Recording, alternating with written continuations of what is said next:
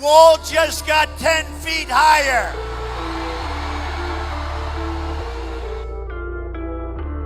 Congress just passed a bill of astonishing moral cowardice. Even though the Democrats have a majority in the House of Representatives, the National Defense Authorization Act this year was a complete capitulation to the White House.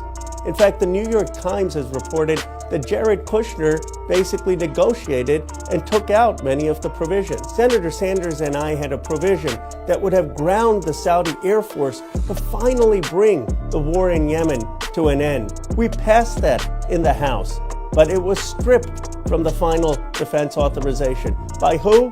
By the White House. The White House also stripped the provision to prevent the war in Iran. That was a bipartisan amendment. We let the White House strip the provision on the transgender ban. We failed to stand up for transgender individuals in this NDAA. What is shocking is that we even surrendered on the president when it comes to the border wall.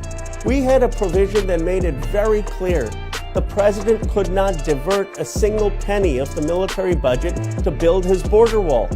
That provision is gone.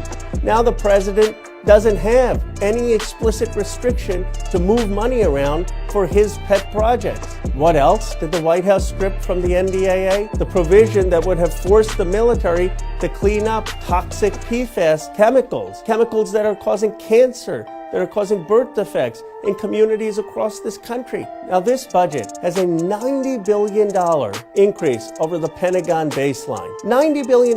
Shouldn't we be taking these billions of dollars to provide people with free public college, to provide school lunches, to provide seniors with the health care they need? Instead, we have funded this president with more money to go to war, and this defense authorization has stripped all of the provisions to stop the war in Yemen, to prevent the war in Iran, to close Guantanamo, to stand up for human rights. We need to reassert our power in Congress to do what the people elected us to do, which is to push for progressive priorities and not give this president the money to carry out wars or to build his border wall.